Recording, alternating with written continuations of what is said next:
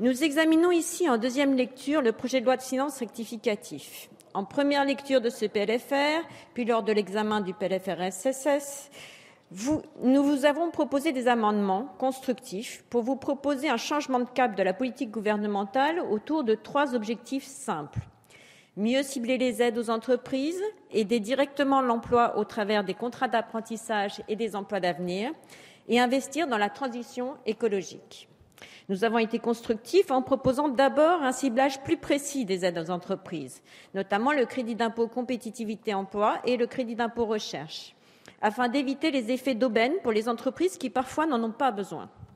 Car s'il faut soutenir les PME, simplifier leurs démarches administratives, aider leur développement, nous ne pouvons pas nous permettre, à l'inverse, de gaspiller l'argent public, fruit de l'effort des contribuables, pour que de grands groupes champions de l'optimisation fiscale bénéficient d'une manne dont ils n'ont pas besoin.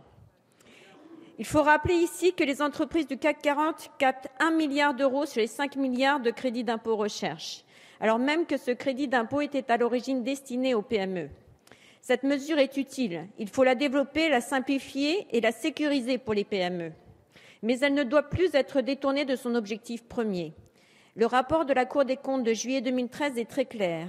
Nous pouvons mieux cibler le dispositif, je cite, sans remettre en cause son efficacité.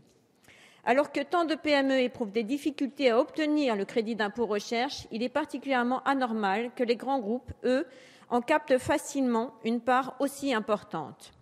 Les amendements que nous proposions étaient simples. Plafonner le crédit d'impôt recherche au niveau des groupes, interdire l'utilisation du crédit d'impôt compétitivité pour l'augmentation des dividendes ou la rémunération des dirigeants. Et pourtant, nous n'avons pas été entendus. Nous avons été constructifs ensuite en vous proposant de soutenir les emplois d'avenir. Ces contrats qu'on dit aider le sont en fait beaucoup moins que ceux créés par le crédit d'impôt compétitivité, qui coûteront aux contribuables 60 000 € par emploi, alors qu'un emploi d'avenir ne revient qu'à 12 000 € par emploi et par an. Ce sont des contrats utiles qui permettent à notre jeunesse de construire son parcours professionnel. Nous avons été constructifs également en vous proposant de développer les contrats d'apprentissage, dont les chiffres sont en baisse constante depuis 2012. Cette baisse a même atteint 13,7% au niveau national au premier trimestre 2014.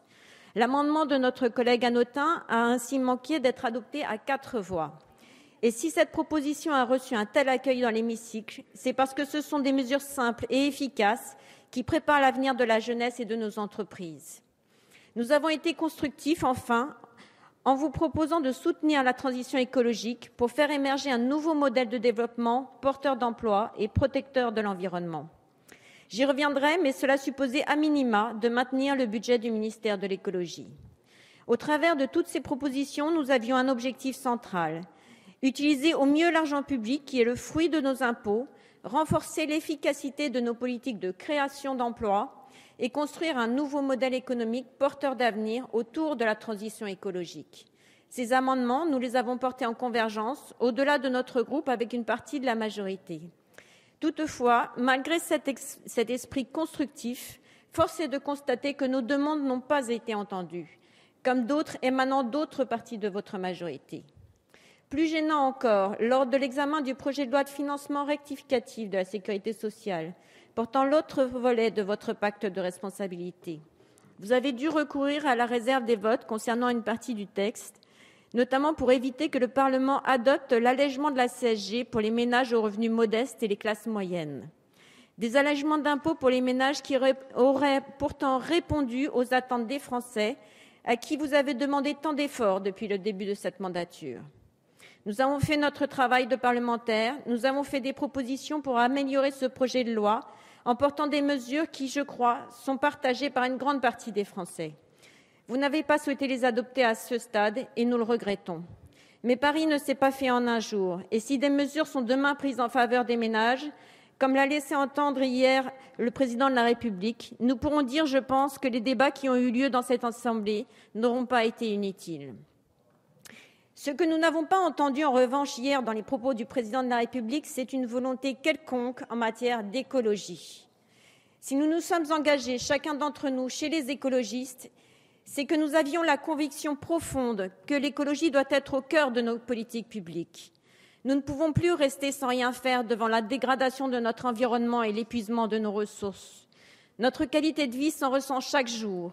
Les nuisances liées au trafic routier et aérien s'amplifient. Les particules fines sont responsables de 42 000 morts prématurées chaque année. La qualité de notre alimentation se dégrade et nous n'agissons pas assez face au principal danger qui menace l'avenir de nos enfants, le réchauffement climatique. Le dernier rapport du GIEC est malheureusement clair. Au rythme où la température de la Terre se réchauffe, nous aurons dépassé les 2 degrés supplémentaires d'ici 2030. Le niveau de la mer pourrait s'élever d'1 mètre d'ici la fin du siècle et les événements climatiques extrêmes que nous connaissons déjà se multiplieront. Nous ne pouvons rester sans rien faire. Comme le disait Pierre Radane, j'ai 2 nouvelles, une mauvaise et une bonne. La mauvaise, c'est que c'est grave. Et la bonne, c'est que nous avons les solutions. Les solutions, vous le savez, c'est une agriculture biologique, accessible à tous. Ce sont les économies d'énergie et d'abord l'isolation des logements. C'est le développement des énergies renouvelables, l'éolien, le solaire. Ce sont les projets de transport collectif. Et ces solutions, non seulement elles sont porteuses d'une meilleure qualité de vie pour nous et nos enfants, mais elles sont aussi porteuses d'emplois. Et vous ne pouvez l'ignorer, car les études se multiplient et vont toutes dans le même sens.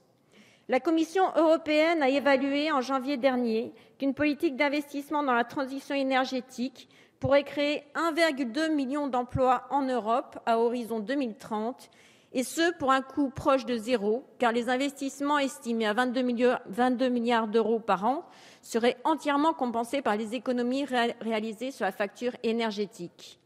Les auditions, dans le cadre du débat national sur la transition énergétique, d'entreprises comme Saint-Gobain ou le syndicat des énergies renouvelables ont montré également que 220 000 emplois pouvaient être créés dans l'isolation des logements et 150 000 emplois dans les énergies renouvelables.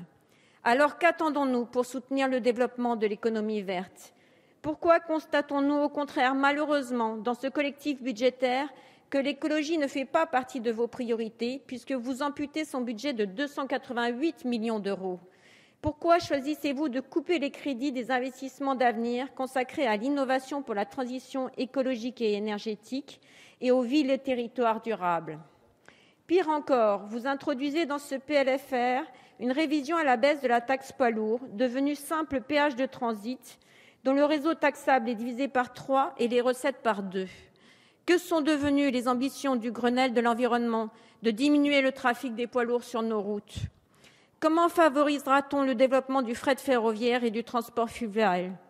Comment réalisera-t-on demain les projets de bus, de métro, de tramway qui devaient être financés par cette taxe et qui sont nécessaires pour permettre à tous de se déplacer et pour désengorger nos villes congestionnées par le trafic automobile?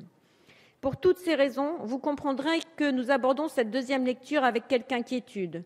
Nous avons redéposé notre amendement visant à rétablir le budget de l'écologie.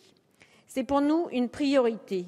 Nous vous demandons, parce que notre planète en a besoin et parce que c'est le modèle de développement de demain, de partager notre conviction qu'il faut miser sur l'économie verte et sur l'écologie. Nous vous demandons, en un mot, de faire enfin de l'écologie l'une des priorités de votre gouvernement. Je vous remercie.